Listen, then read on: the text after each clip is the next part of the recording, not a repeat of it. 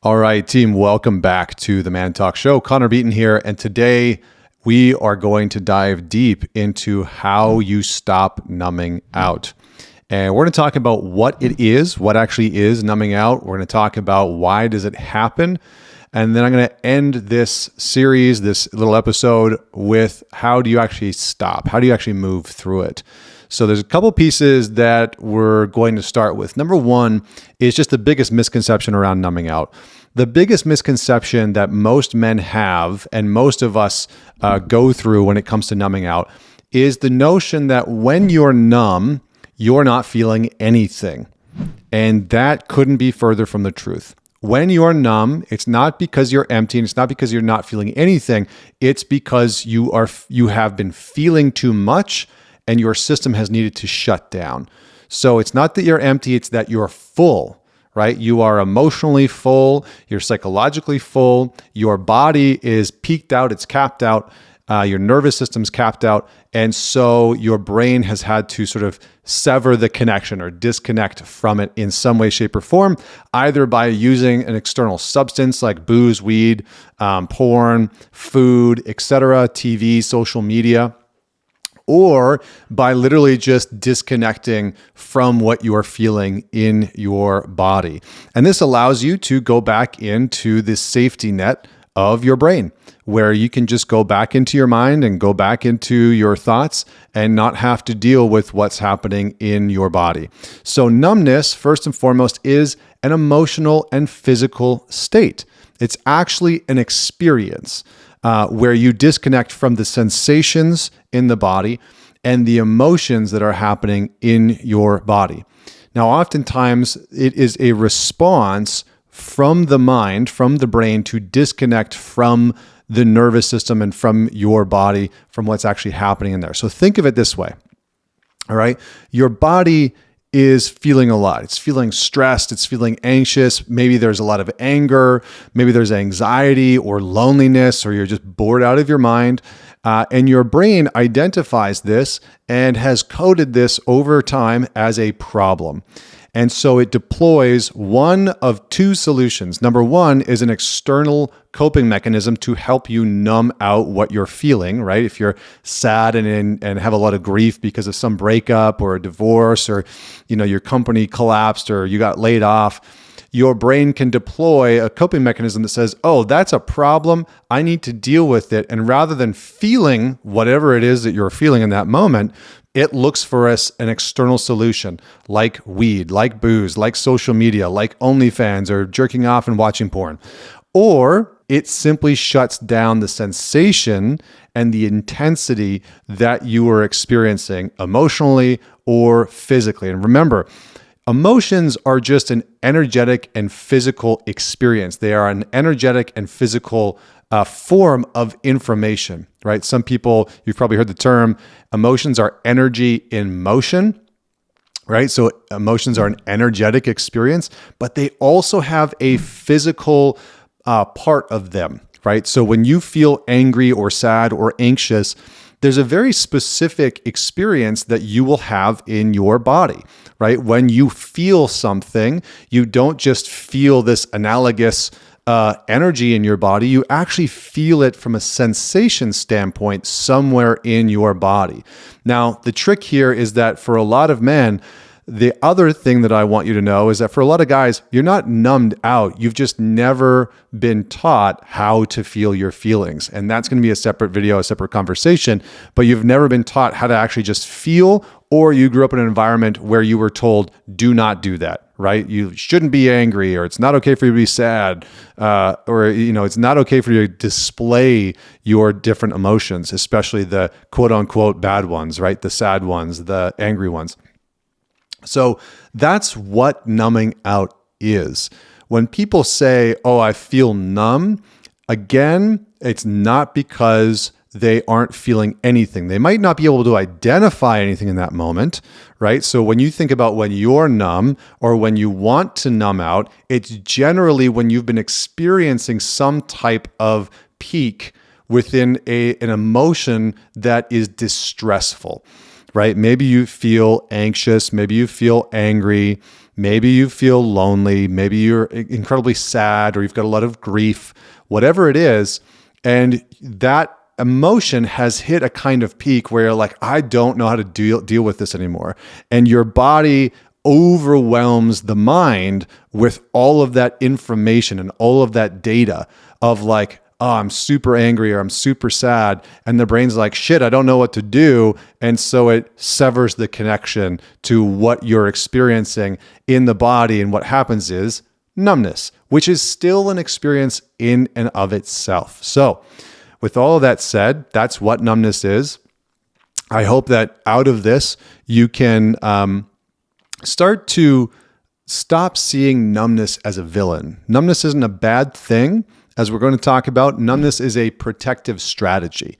Okay, it's a protective strategy. It's meant to protect you from feeling too much, from being inundated and overrun by the volume of emotional information that's coming up from your body and into your brain. Okay, so numbness is a protective strategy aimed to protect you from the volume of information coming from the emotional and physical body up into your brain.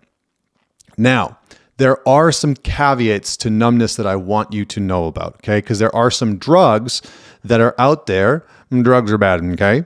But there are some drugs that are out there. That's a South Park reference in case you didn't know that one. But it also wasn't a very good impression, so that's okay.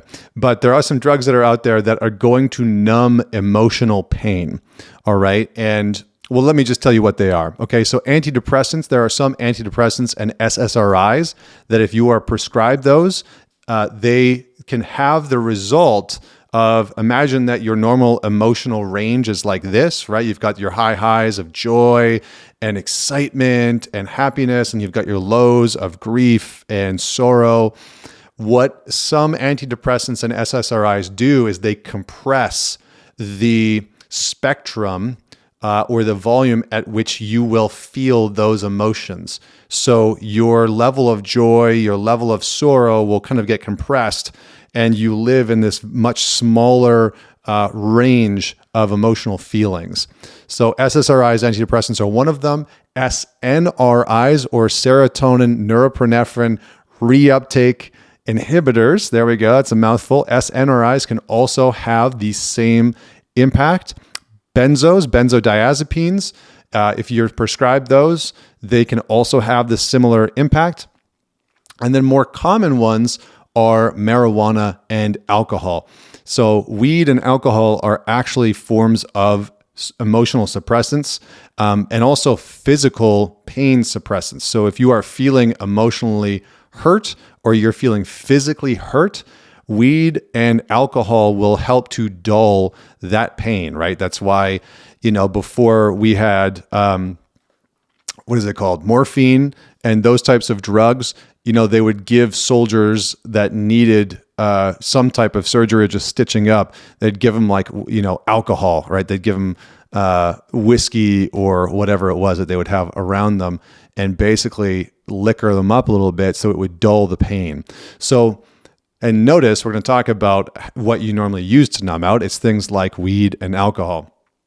Now, one last thing that I want to talk about here, because I know some of you are going to be familiar with this and put this out, alexithymia.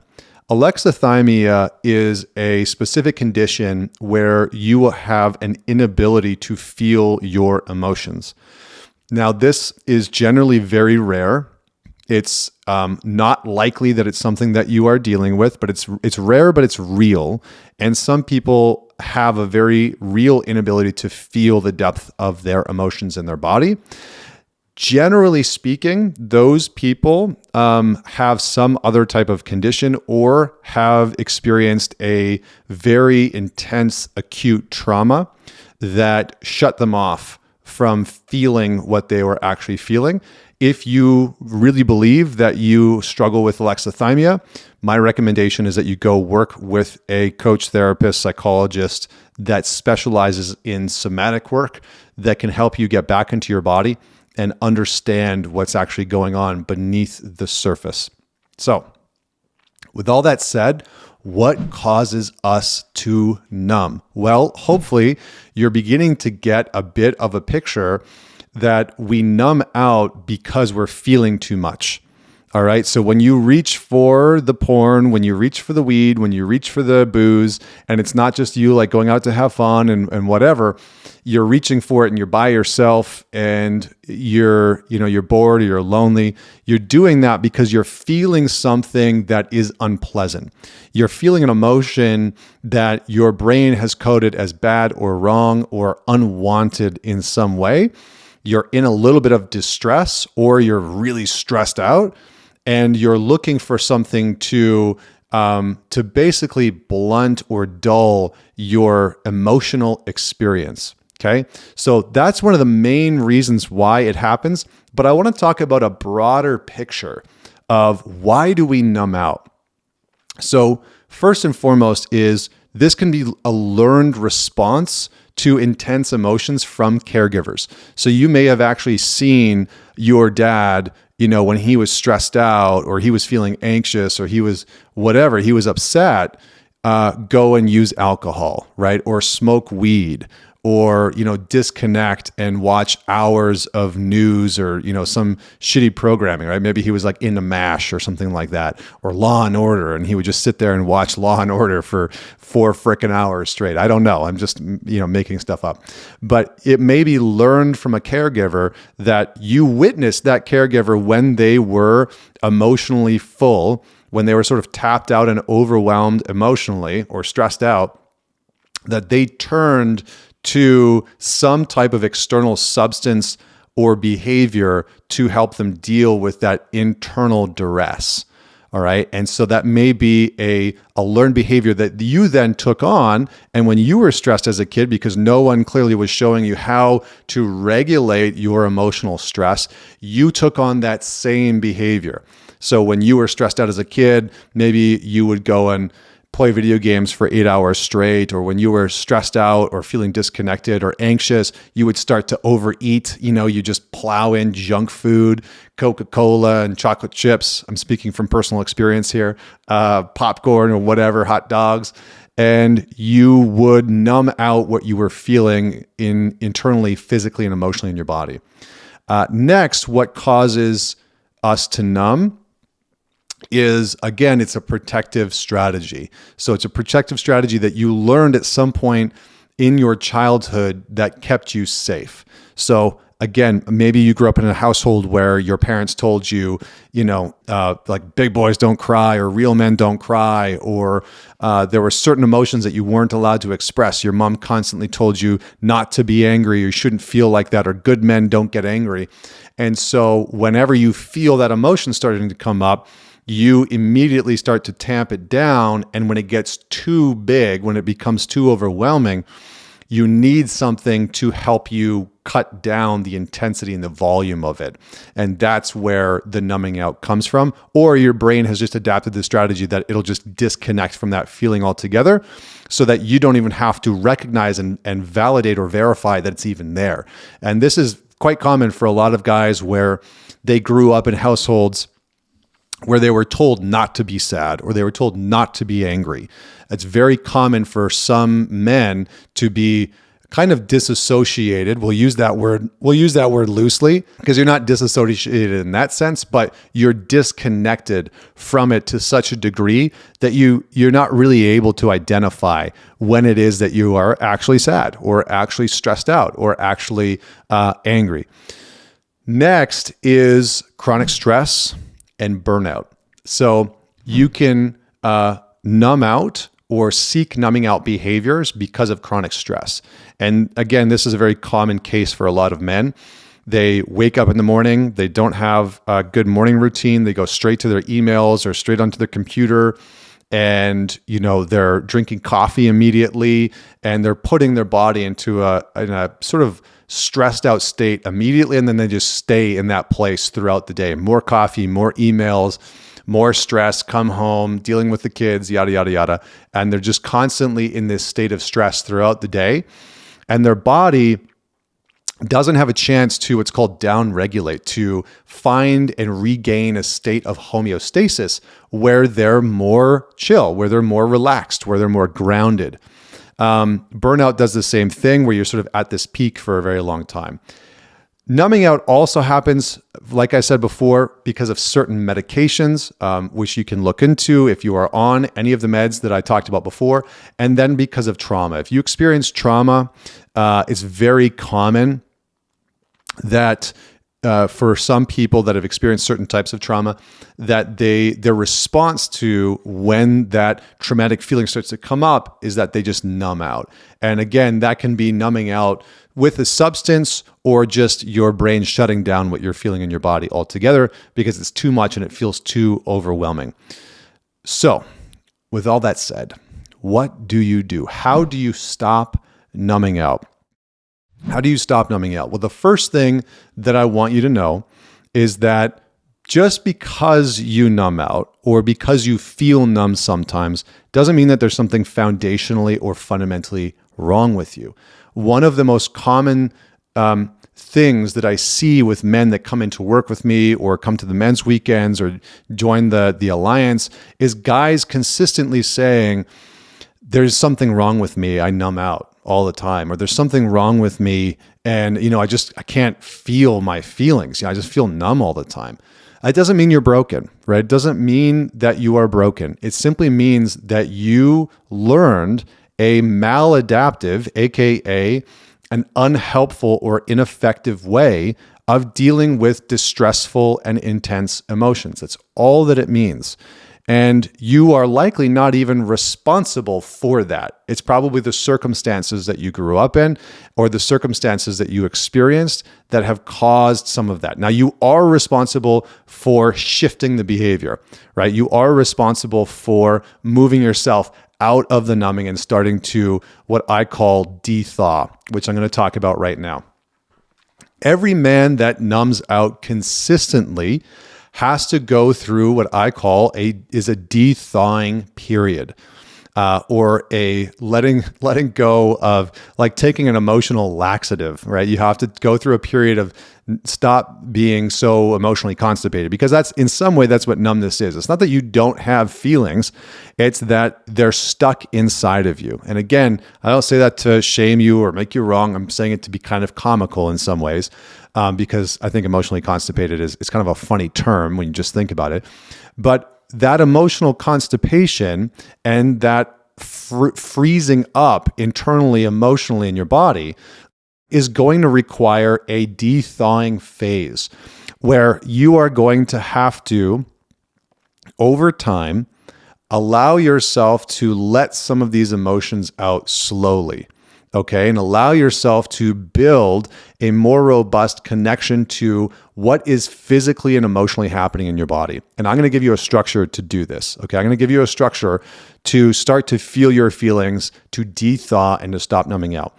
So the first step you need to take is, number one, you need to identify what behaviors and what substances you are using to numb out, right? Are you watching porn? Are you smoking weed? Are you drinking too much booze? Are you overeating? Are you overeating late at night when maybe you're feeling a lot? Are you medicating with certain medications? Are you trying to cope with using OnlyFans or jerking off all the time? Like, what substance are you using? So you need to identify first and foremost, what are you using to help you stay numb, or what are you using to help you numb out? And there are likely more than one or two things. With a lot of the men that I've worked with over the years, there are usually multiple things that they use depending on what they are experiencing. You might have a preference, you might go to weed more than booze or more than porn. But for most guys, they have a couple things that they turn to when it comes to numbing out. So that's the first one. Identify the substances and the behaviors that you are using to numb out. Second, create a plan to reduce the volume of the usage of those substances or those behaviors. Okay, create a plan to systematically reduce the volume and the usage of those substances and that behavior. What is not going to help most of the time for most men, and this is just from what I've seen in the work that I've done, what's not going to help is trying to go cold turkey on the weed or the booze or the porn or whatever it is that you're using to numb out, the OnlyFans and the sexting and the Instagram thirst traps or the, constant video games or the whatever it is, right? Whatever it is that you're using. If you try and go cold turkey, for most guys, what's going to happen is you'll have a couple days where maybe you're good. And what will start to happen is you'll start to de-thaw and you will start to feel a lot. And you will start to feel a lot all at once. And so what will generally happen for most guys that take that route is they will feel an intense amount of stress or overwhelm. And all of their emotions will start to flood back in at once after a couple days, after like 2 to 5 days. And immediately they'll need to go back to their substance, need to go back to whatever they use to numb out. And it usually is much worse, right? It's usually like if weed's your thing and you try and go cold turkey on it, 2 to 5 days in, you're straight back on it and it's heavier than before, right? Because you need something to take the edge off because again, you are de-thawing. And if you are somebody that's been repressing or numbing out your emotions a lot for a long period of time, then you've suppressed a lot. And it's going to be hard for you to identify and work with the volume of emotions that start to come up, right? And so if you start to de-thaw and all of a sudden there's joy and happiness and sorrow and grief and anxiety and anger and it all starts to come back in, the stress about what's happening at your work and your finances and did you buy enough Bitcoin or, whatever the hell it is that you're grappling with, all of that will start to rush back in and it will overwhelm your system. And that will cause you to want to go back to your numbing agent and your numbing behaviors even more than before. So those are the first two things. Identify what you use and reduce them over time, right? So if you smoke weed every single day, start by, for the first 30 days, reducing weed to like every other day. And then every 3 days, and then every 5 days, and then once a week. And just reduce that over time so that you have an adjustment period where you can start to deal with the volume of emotions and feelings that are likely going to start to show up. All right. Now, again, the caveat I want to say here is that if you have had trauma, and if you are very disconnected from your body, you still might not feel very much as you start to de-thaw outside of extreme agitation. You might just notice, because for some men, what ends up happening inevitably is that they've become so systematically good at cutting themselves off from their emotions that everything is coded in their programming as anger and frustration. And so anytime they feel anything, it's just anger and frustration, anger and frustration, anger and frustration.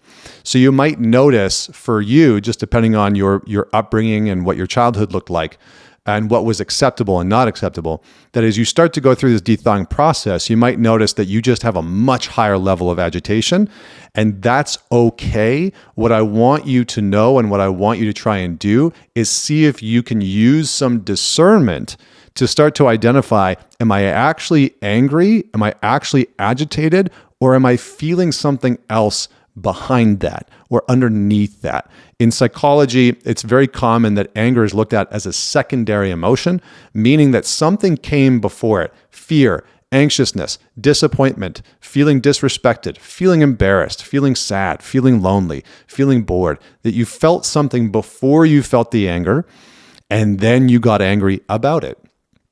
So if you start to de-thaw and you notice that you are just super agitated and aggro and angry, ask yourself that question. Give yourself the grace to go through it, but ask yourself the question, what was I feeling before that? Or what am I feeling underneath the anger? What am I feeling behind the anger? One of those questions will help you to identify it. Okay, next, realize that numbness is an actual feeling and experience in and of itself. Kind of paradoxical when you think about it, but it is. Numbness is a feeling. It is an experience that you have. It's something that you feel, and you can identify it. And what I would like you to do, number 3, is I would like you to try and write out in as much depth and detail as possible what numbness feels like physically. Okay, what are the sensations attached to it? Does it feel hollow? Does it feel vacant? Does it feel like there's a lot of space in your chest? Do your hands feel numb? Do your legs feel stiff? Like, what does your version of numbness actually feel like? Because every man that I've worked with, it's not that their body just disappears and they have no connection to their body whatsoever. It's actually that they have a very specific sensation of numbness. For some men, it's like as soon as I get into my chest, it's kind of like it feels empty, or it feels like really cold in my chest, or it feels super heavy. It feels like somebody's dropped an anvil on my chest and it feels hard to breathe, right? So for some people, those are the descriptions that they've given me when I say, what does your numbness feel like? What's actually happening in your body when you say that you are numb? Because what you're saying to me is you feel numb. So describe that. And that will help you to start to understand the process of how to feel the rest of your emotions as you de-thaw, as you stop going to the booze and the porn and whatever it else is that you are using. Number 4, as you go through this process, you are going to want to use the breath to reconnect to the body. So as you start to reduce the volume and the amount of using these coping mechanisms to help you numb out, and as you start to de-thaw and these emotions start to come up in your body, you are going to want to use your breath to connect to the physical sensations and the emotions that you are experiencing. Now, here is why. I'm going to say 2 things that are very important.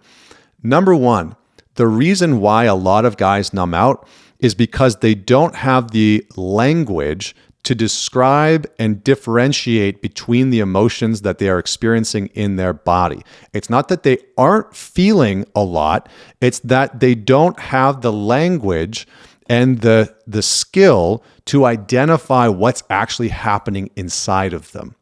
So everything, again, kind of gets coded as anger and sadness. And they oscillate between those 2 things, or like anger, sad, okay, and happy.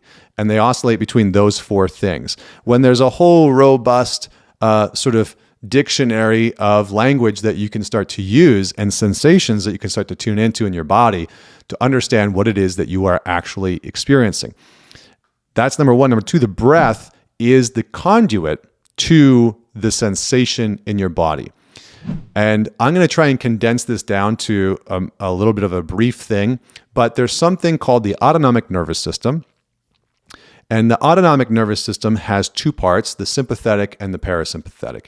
The sympathetic is responsible for stress and, fight, flight, or freeze, getting things done. The parasympathetic is rest and digest. So you can think about like go and slow.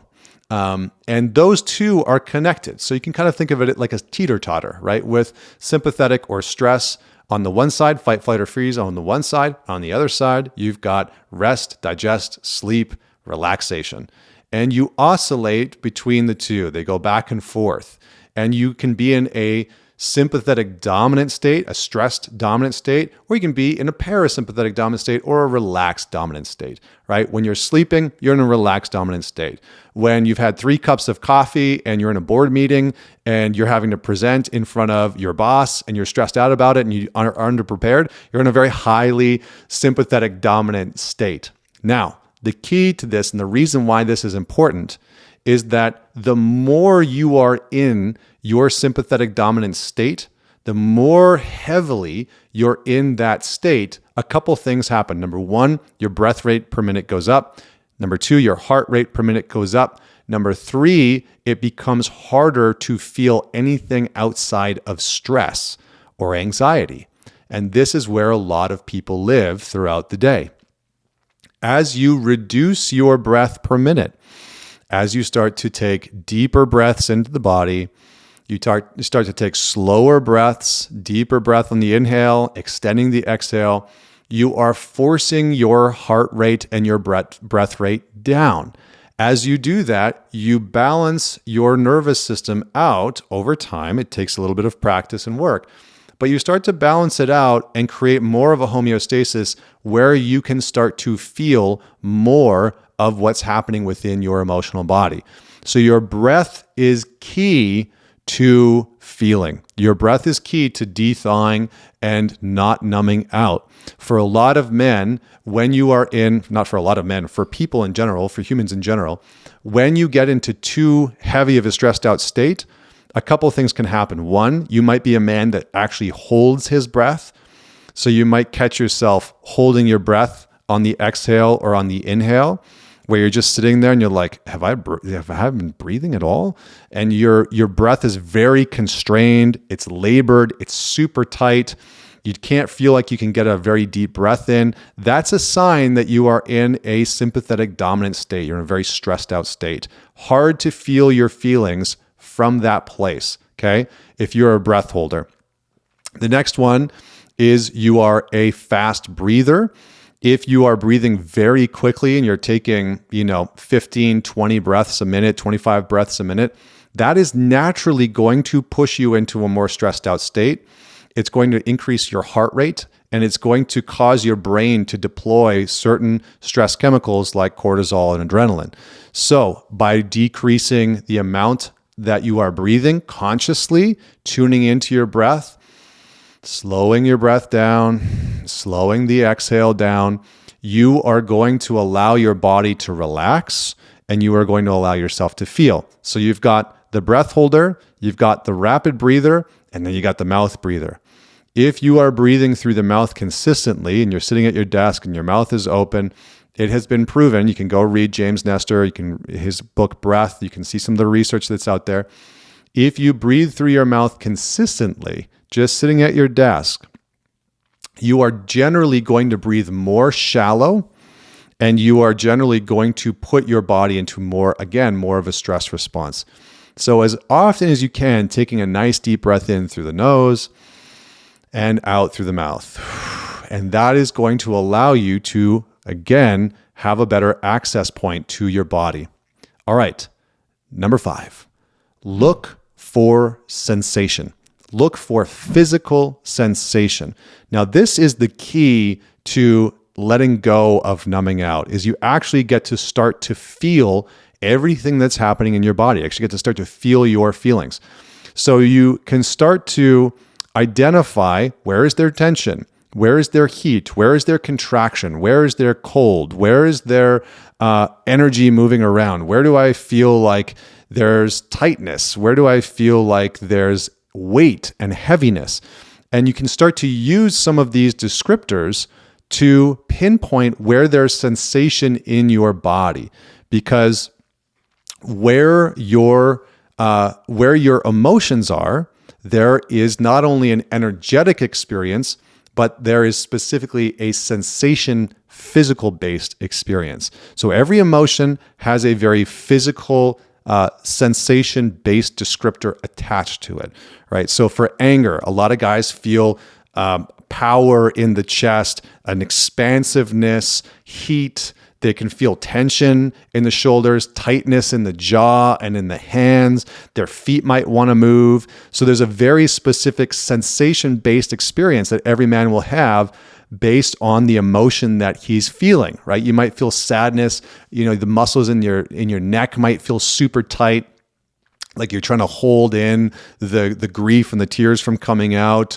You might feel shame in the pit of your stomach, and it can feel super heavy. Embarrassment can feel like this contraction.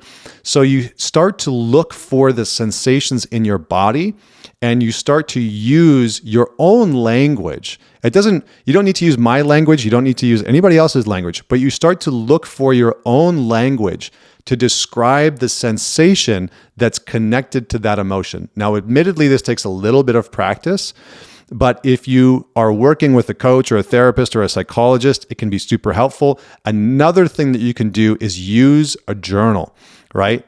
Today I got angry. What I felt was, or the sensations that I experienced were, right? I got angry. The sensations I experienced were.